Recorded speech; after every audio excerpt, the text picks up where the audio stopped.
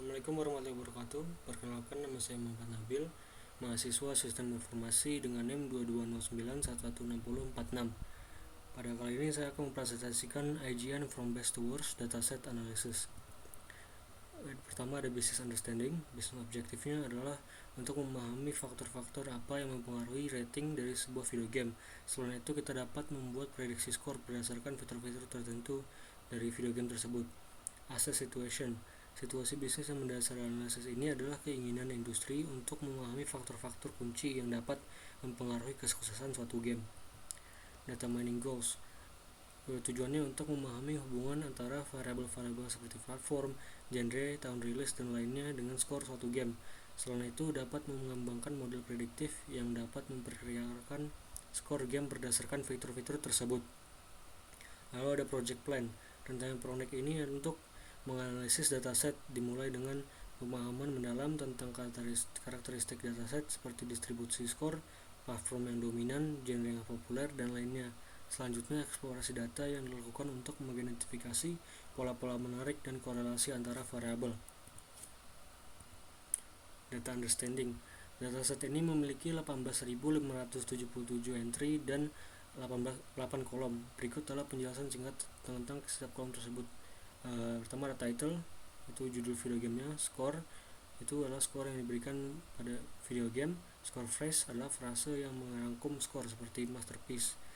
Platform di mana game dapat dimainkan. Genre adalah genre game seperti racing, action RPG, atau action adventure. Release year adalah tahun game dirilis. Selanjutnya ada release month, bulan game dirilis. Exploratory data analysis.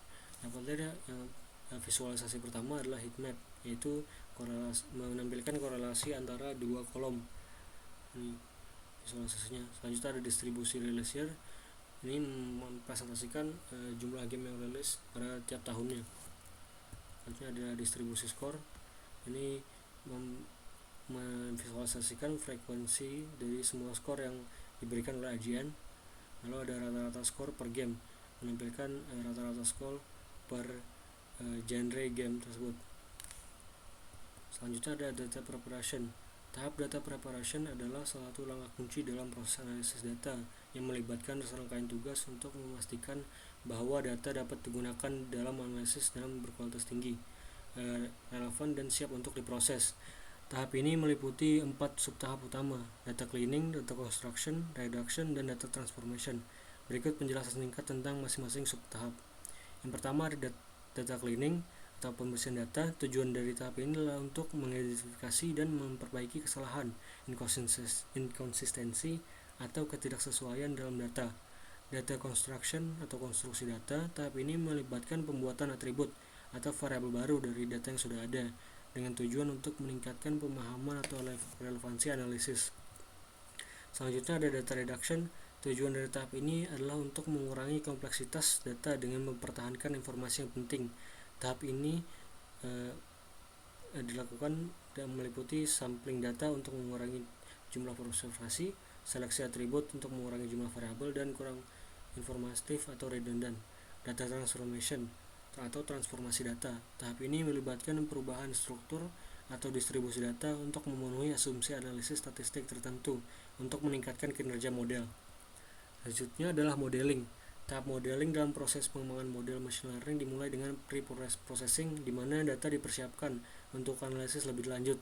Langkah ini mencakup normalisasi data untuk memastikan konsistensi dan rentang variabel, serta pembagian dataset menjadi 2 bagian, data latih dan data uji. Data latih digunakan untuk latih model, sementara data uji digunakan untuk mengevaluasi performa model yang telah dibangun. Selanjutnya dilakukan pembangunan dan pelatihan model menggunakan algoritma yang dipilih, contohnya KNN yang memilih k-neighbors terdekat untuk prediksi, GNB menghitung probabilitas kelas dan fitur-fiturnya, sedangkan DTC yang membagi dataset berdasarkan aturan pohon keputusan. Langkah-langkah ini penting untuk memastikan model yang dihasilkan dapat memberikan hasil yang akurat dan dapat diandalkan dalam mengklasifikasi atau memprediksi data baru.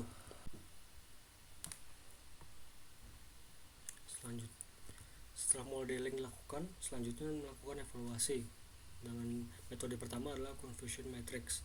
Dari data yang disajikan dapat dilihat bahwa DTC menunjukkan kinerja yang paling baik dengan 699 prediksi benar untuk kelas pertama dan 4.875 prediksi benar untuk kelas kedua, menunjukkan bahwa model tersebut mampu dengan akurat mengklasifikasi data ke dalam kedua kelas. Selanjutnya adalah erosi curve. Dari hasil analisis erosi curve dapat dilihat bahwa decision tree classifier memiliki kinerja yang sangat baik dengan area bawah kurva ROC mencapai 1. KNN juga menunjukkan kinerja yang baik dengan ROC AUC skor sebesar 0,92, sedangkan GNB memiliki kinerja yang lebih rendah dengan skor sebesar 0,75. Selanjutnya adalah cross validation. Hasil cross validation menunjukkan bahwa variasi dalam performa model klasifikasi GNB memiliki rentang akurasi antara 0,38 hingga 0,75 di berbagai lipatan, menunjukkan variasi yang cukup besar. KNN menunjukkan akurasi yang konsisten dan tinggi di semua lipatan, menunjukkan kestabilan performa model tersebut. DTC menunjukkan akurasi sempurna di semua lipatan, menunjukkan kemampuan untuk memisahkan kelas dengan sempurna. Selanjutnya adalah feature ranking. Metode ini mengukur kontribusi relatif setiap fitur terhadap pemisahan kelas. Ini memberikan pemahaman langsung tentang fitur mana yang paling penting untuk pemisahan kelas dalam model. Dapat didamati bahwa kolom skor memiliki pengaruh besar dalam prediksi. Selanjutnya kita lihat dashboard IGN skor dari Streamlit-nya. Pada tampilan awal dashboard Streamlit-nya akan ditampilkan business understanding, yaitu business objective, asset situation, data mining goals, dan project plan.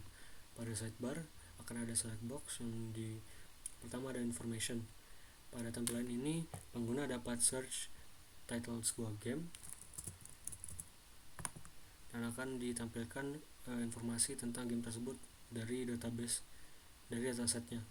Kita Baldur's Gate skornya 9.4, skor Face Amazing, platform PC, genre RPG, dirilis tahun 1999 pada bulan Januari.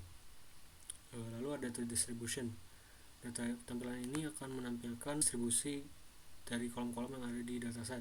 Yang pertama ada distribusi skor, lalu ada distribusi genre, distribusi tahun rilis, distribusi bulan rilis, dan distribusi platform game. Dan juga disediakan interpretasi yang dapat didapatkan dari visualisasi tersebut. Lalu ada relation. Pada tampilan ini akan tampilkan visualisasi yang menunjukkan relasi antara beberapa kelas. Yang pertama adalah relasi skor dan tahun rilis, yaitu visualisasinya menampilkan rata-rata skor dari tahun ke tahun. Lalu ada skor dan platform, yaitu menampilkan distribusi skor yang dari platform game yang dirilis. Selanjutnya ada skor by genre. Ini menampilkan rata-rata skor dari semua genre-genre yang ada di dataset. Dan juga disediakan interpretasi dan actionable insight dari visualisasinya. Lalu ada composition dan comparison. Composition yang pertama ini menunjukkan composition score game berdasarkan platformnya, lalu komposisi score game berdasarkan genrenya. Lalu ada comparison, ini berbandingkan.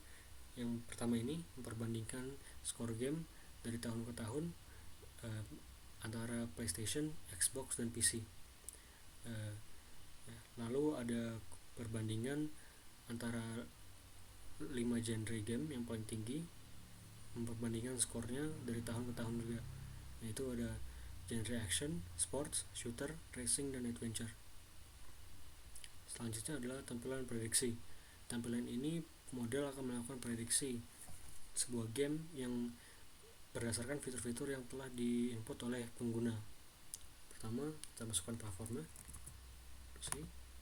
genrenya action RPG, tahun rilisnya